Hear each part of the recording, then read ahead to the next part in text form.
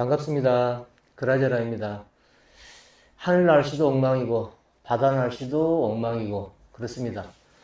출조를 못했고 지금 가게 들어와서 우리 구독자분들이 문의를 많이 하신 뱅에돔 채비를 제가 지금 그 영상에 한 두세 가지 올린 적이 있습니다. 조금 다른 채비죠. 일반 사람들이 잘 쓰지 않는.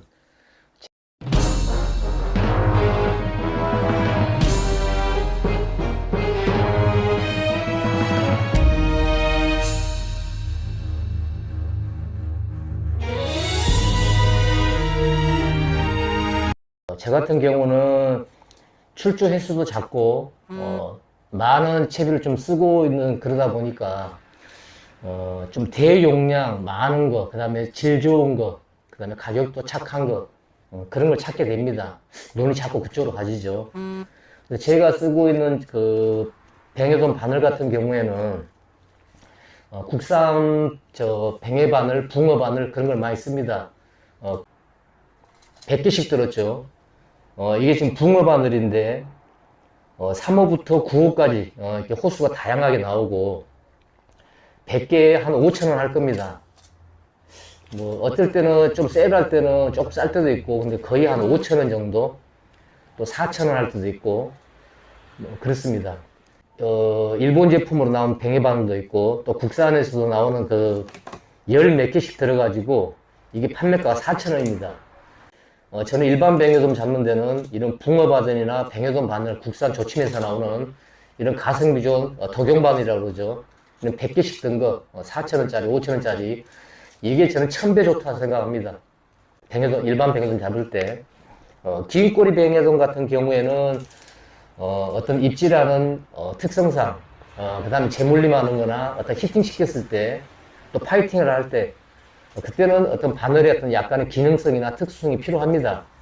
그렇지 않고 일반 뱅에돔은 굳이 제가 봤을 때는 아무 의미 없더라.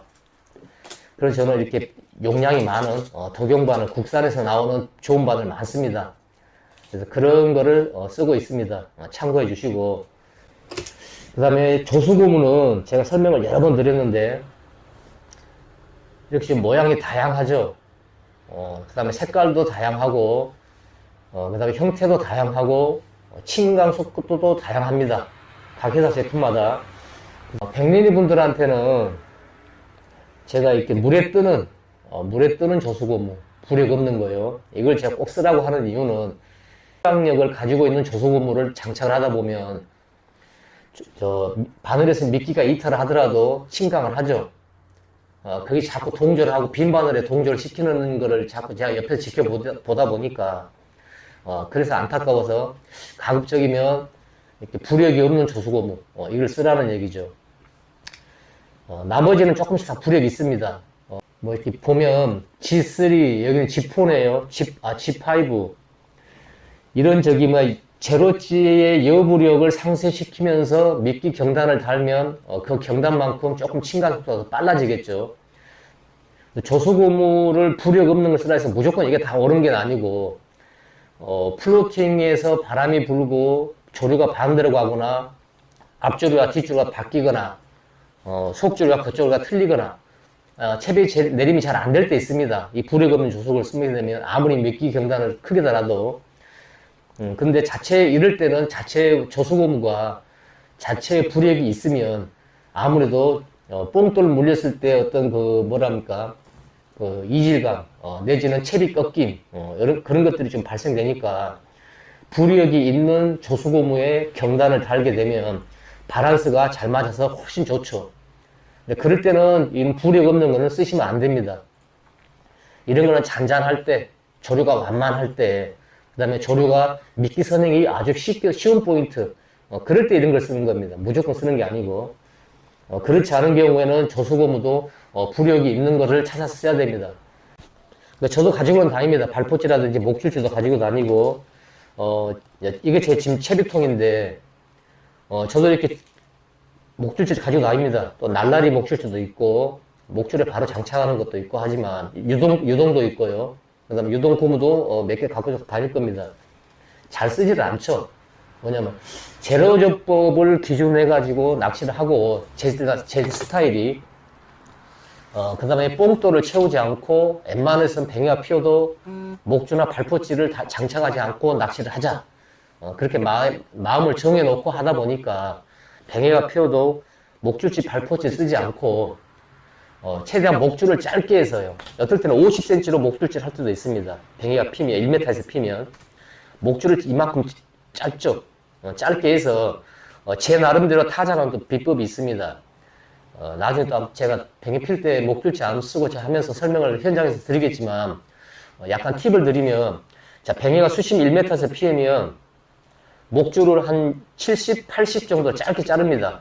그 지점에 캐스팅을 한 다음에 이걸 깔아앉히면 얘가 채비 각도가 이렇게 가라앉지 않습니까? 가라앉으면 채비 각도가 한 70, 80, 90 이렇게 내려가서 조수고무가 이렇게 대각선, 사선으로 잘 보일 때 있습니다. 살짝 끕니다. 살짝 견제 동작과 비슷하게 살 채비를 끌면 순식간에 그냥 가져갑니다. 자, 오늘은 그런 내용이 아니고 일단 제가 갖고 있는 채비에서 반유동을 조금 편하게 할 수 있는 그런 뱅에돔 채비법에 대해서 한번 설명을 드리겠습니다. 이것도 한번 보여드리러 갖고 왔는데, 자, 여기 보시면, 자, 조수고무, 부력이 없는 겁니다. 자, 아무리 해도 스스로 자기 힘으로는 절대 가라앉지 않습니다. 그 다음에, 얘는 G3, 바로 가라앉죠. 자, 얘는 G5. 훨씬 빨리 가라앉죠. 자, 우리가 보통 일자 조소고무죠. 다 부력이 있는 겁니다. 이것도 그렇고. 결국 부력이 없고, 이거 지금 민물입니다. 민물에도 가라앉지 못합니다. 바닷물이면 더 그러겠죠. 아무리 해도 이 부력이 없는 조소고무는 이렇게 떠 있습니다. 자체 하중 가지고는 내려가지 못합니다. 밑에 미끼가 있어야지만이 그 미끼 무게로 얘를 끌고 내려가는 거죠. 그래서 미끼가 따이면 얘는 내려갔다가도 올라오겠죠. 네, 그런 원리를 백민이들은 눈으로 볼 수 있어서 어우 바람, 밑밥 동제라든지 이런 게 쉽다 그 얘기입니다.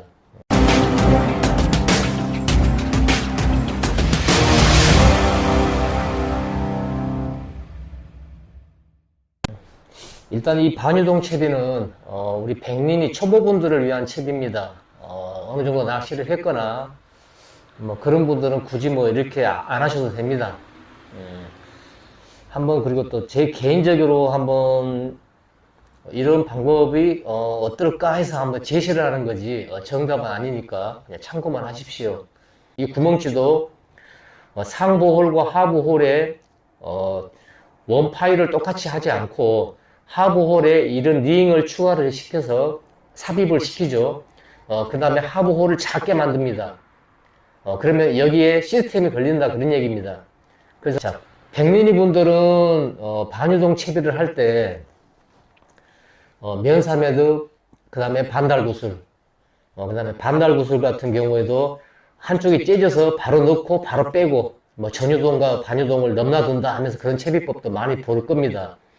그렇게 하셔도 되고요. 그렇게 하셔도 되고, 그 다음에 저 같은 경우에는 백리리한테 추천드리는 그 부분들은, 이렇게 시스템 구멍찌가 나온 게 있습니다. 어디 거든 상관없습니다. 자, 그래서 면사 매듭을, 이렇게 색깔 잘 보이네요. 이렇게 형광색으로 하나 예쁘게 묶고, 전체 수심이, 예를 들어서 입질 수심이 3m면, 바늘에서부터 이 지점은 3m가 조금 못되게, 한 30에서 50cm 정도 짧게 해서 2m 뭐 한 50부터 2m 한 7, 80 정도 되게요. 그래야 물고 내려가고 입질을 하는 각도도 찌내림도 모든 게 시원시원하니까 3m에서 문대에서 3m 맞춰놓으면 입질이 더러분하고 지저분하고 힘듭니다. 그래서 시스템 구멍찌를 가지고 이렇게 반유동 조법을 하게 되면 훨씬 편하죠. 그 다음에 이 면사 매듭이 일단 내려가다가 입질 도면 싹 빨려 들어가는 느낌도 납니다. 그래서 이게 전체 수심을 조절하는 거지만 면사 매듭이 구멍치에 닿으면 반유동으로 이렇게 걸려서 더 이상 내려가지 않고, 그 다음에 수심 조절을 이걸로 위아래로 조절해서 전체적인 입지 수심층을 파악을 하는 겁니다. 면사 매듭으로. 자, 그렇게 이해를 하면 될 것 같고, 조소고무는 제가 지금 눈에 잘 보게끔 신성 좋게끔 큰 걸로 했습니다. 부력이 한 G3 정도, G3 정도로 부력이 있는 걸로 했고, 그 다음 경단을 달게 되면 나름대로 채비 내리면 잘 내려갈 겁니다. 그래서 일정한 수심층에 도달하게 되면 면사 매듭이 이렇게 딱 걸려서 반유동으로 전환이 될 거고, 입질이 들어오면 시원하게 빨리 같이 내려갈 겁니다. 그런 부분을 설명드리기 위해서 시스템 구멍찌를 구입을 하셔가지고 면사 매듭만 장착해서 쉽게 반유동 주법을 하시라, 그 얘기입니다. 그렇게 하고, 자, 그 다음에 자, 원줄과 목줄은 직결을 했고요. 자, 이 부위가 지금 직결 부위입니다. 이렇게 잘 보이네. 여기가 팔자 매듭으로 직결을 했고, 지금 바로 밑에다가 일자 조소금을 했습니다. 이게 발포치 일자용 발포치에도 상관없습니다. 어떤 거 두 개도 아무거나 상관없으니까 이렇게 하나 했고, 밑에다가 뭐 발포치를 채우도 됩니다. 근데 지금 이거 하나만 해도 충분하니까 일자용 조소금으로 하나 채워서 이 직결한 부위까지 이렇게 쭉 밀어버리십시오. 이렇게. 자, 이렇게 밀어서, 자, 직결 부위가 눈에 안 보일 겁니다. 이렇게. 자, 조소고무와 그다음 직결한 부위를 일자 조소고무로 해가지고 그 간격은 한 20에서 30cm 정도. 그러면 전체가 이렇게 되는 거죠. 내림과 각도가 지금 밑에 제일 하단부에는 경단이 달려 있습니다. 그 다음에 구멍지에는 시스템 홀에 면사 매듭이 걸려서 더 이상 내려가지 않죠. 그래서 채비 내림이 이렇게 되면서 하강을 합니다. 입질이 오면은 굉장히 시원할 겁니다. 지금 목줄에 달려있는 이 조수고무는 부력도 약간 있겠지만 채비 내림 입수 각도가 이렇게 내려가다가 채비 정렬이 되기 전에 입질이 들어오면 이 조수고무가 먼저 빨려 내려가겠죠. 바란스를 잡아주고 그 다음에 미끼가 채비 정렬이 되게 따일 때 이 조수고무가 움직임이 훨씬 더 원활하게 빨리 움직여서 육안으로 파악할 수 있습니다.